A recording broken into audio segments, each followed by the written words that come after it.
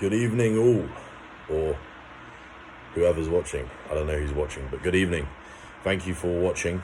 I'm making a second video randomly, and this one is going to be about a completely different topic that I wanted to talk about because, as I said in the last video, this is mainly about airing my thoughts because I don't know about you, but I find that by speaking things out loud, it sort of enables you to crystallize what you have going on in your own head. You can make better sense of, the various entanglements in your mind. You can sort of tease the various strands out and come to a better conclusion. So today is about delivering a simple and actionable tip that can benefit one's mental health and deal with intrusive negative thoughts. And that's the target of today's video: intrusive negative thoughts. Let me try and break things down so that I don't jump around so much like I did in the first video. So firstly, what do I mean by intrusive negative thoughts? I appreciate that can have many guises and it has different meanings and connotations, but in the sense that I'm intending to use it is like thoughts which hinder you achieving your goals in life. That's basically the litmus test of an intrusive negative thought. These are negative thoughts which hinder your ability to achieve what you want to achieve in life. Now, why do I mention achieving anything? Why is that entering the equation of this definition? Well, the reason why that's entering the equation is because it enables you to basically recognize that even if a thought is true, which I'm not denying that some of these thoughts might be true, it doesn't mean that they are thoughts that you should accept or allow to basically factor in your equations in your brain, if you can put it like that. These are not thoughts that you want to welcome to the dinner table to have dinner with you. These are thoughts that you want to basically scarper because they're not going to help you. Now, if we can all agree that they aren't going to help you achieve your objectives in life, then why would you want to give them the time of day? I certainly wouldn't. Clearly not. If you're somebody who wants to achieve anything, you don't give them any platform on which to spew their rubbish. So you deplatform them, basically. So let me give you a bit more context. Let me ground it so it's a bit more easy to understand what I mean. So I'll just go from my own perspective because I can only really talk from my own case. And in my case, I have thoughts which are negative and which hinder me. And these are thoughts which are usually one of two categories. They're usually thoughts that I'm inadequate because of something about me per se, without reference to anyone else, that I have this about me or there's that, and this means that I'm inadequate, right? So it's like thoughts which stem from low self-esteem or issues of self-esteem. Yeah, I'm being a bit open there.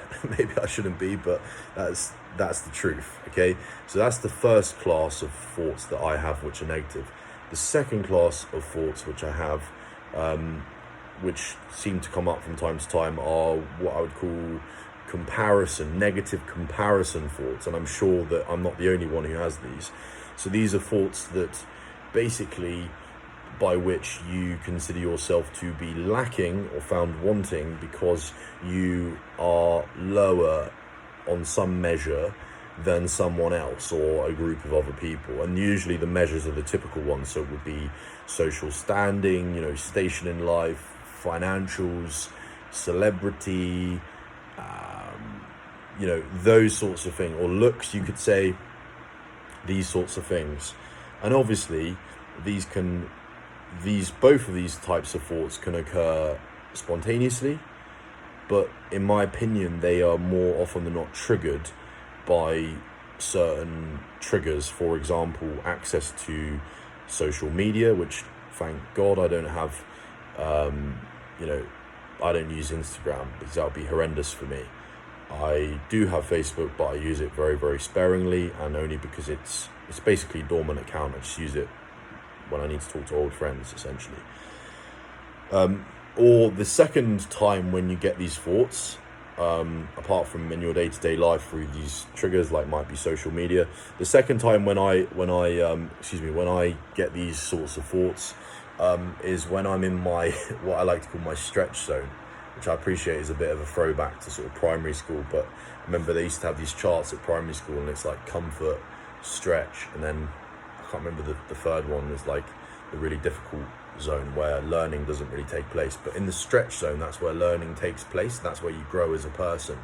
But when you're in your stretch zone, you're more vulnerable to like these negative, intrusive thoughts. That's been my experience. So it might be where you're putting yourself out there, you know, socially, or you're doing something that you find a bit more challenging, and some element of self-esteem and confidence is engaged. That's when these thoughts are likely to arise, or it has at least been the case in my case. Now, of course, what's the tip? That's the whole point of the video.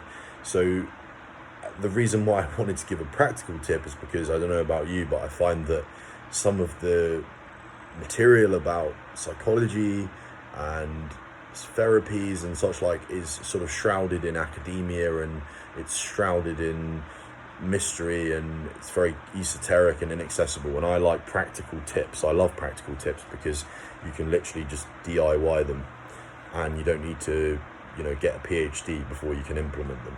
So what I've done to very, very good success in my case, the good effect in my case, is I sort of realized the other day that I've been doing this, and I kind of didn't put my finger on it until recently, that I was actually doing this and it's been working for me, is when I'm in these situations where I find that I'm in my sort of stretch zone and I have these thoughts, I've been able to do basically three things, you could say. It's sort of a process that comes in, 3 steps. So firstly is to recognize the thought, and then once you've recognized it, one thing that's really, really helpful and practical is you give it a name.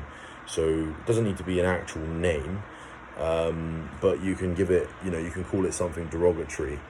The more derogatory, the better, really, because actually that's what they're the enemy, these thoughts. So you need to basically give it a name that denotes that it's the enemy. It's not welcome. You don't want it. You could call it the devil. You don't have to be religious, but you can call it that, or you can give it other names.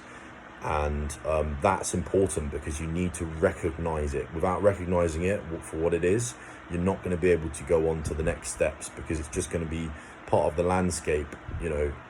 Imagine your mind is like it's a landscape of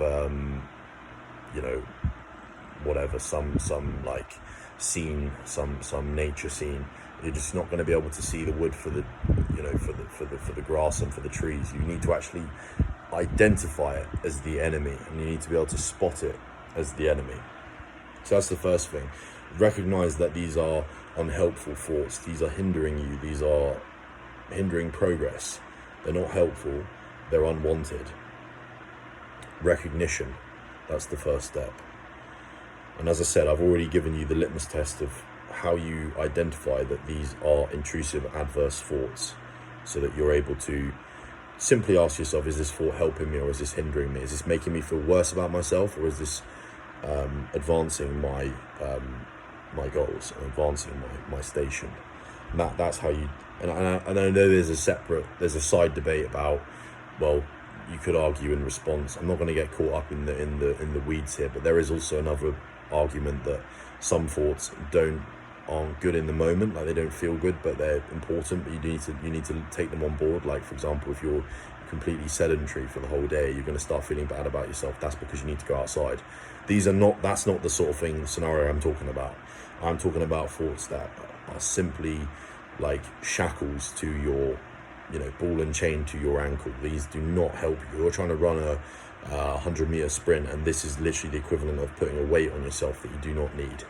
Okay, that's what I mean when I say this. So recognize them for what they are. That's the first thing. The second thing that you need to do is, if you can, the first port of call would be to simply blot them out, blank them out in your mind. Think about something else. Recognize that that's just that thought.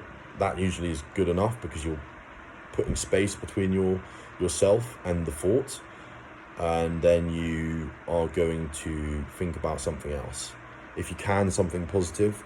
It doesn't have to be. You can simply preoccupy yourself with something else. So you think about something else, you look at something, you think about some future plans, you simply try and distract yourself. That's the second practical tip. So just recognition, step one. Step two, distract, occupy the mind, think about something else. And that's much easier when you've dismissed the thought by recognizing it for what it is. Okay. And then the third thing that you do, or can do, that I sometimes use to good effect, is to simply question the thought. Simply think, well, is that true? Sometimes these thoughts are not true, and just think, I'm better than this anyway. I don't need to accept this. So you're basically standing up to and confronting the thought actively, whereas the first two are sort of more passive. They work in the negative, by omission. Well, this third one is active. It works through doing, not by inaction. So you're going to be questioning it for what it is, and you're going to be appreciating that this is not something that you need to accept, that this is hindering you, and you start introducing thoughts that essentially dispel the thought that, so you're basically fighting fire with fire. You're throwing thoughts back at it. I don't need to accept this. This is hindering me. I don't want to listen to this. And you can tell it to F off, essentially. So you're going to be quite hostile with these thoughts. And you're going to say, not today. I'm not listening to this. Once you've recognized it for what it is, and you give that distance between you and the thought, it's going to be much easier for you to do this and to dismiss these thoughts. You can say, not today, devil, or whatever, however you want to name these thoughts, to more easily separate them out from your mind. So yeah, those are my sort of quick fire tips. And one thing I'll say in closing is, obviously these are much more actionable if you remove risk factors or triggers that might trigger these thoughts. Obviously you want to be in the growth stretch zone, so don't remove that. But if you do have things in your everyday life which are hindering you, for example, social media, my strong advice is to just delete it, because it's not going to help you. And do you really want to spend years of your life looking at a screen? I appreciate it might be different if you're watching YouTube and you're trying to learn something, but if you're simply scrolling and looking at other people's lives, really, do you really want to do that? I don't want to do that. So yeah, anyway, those are my practical tips, and I hope you learned something. Thank you.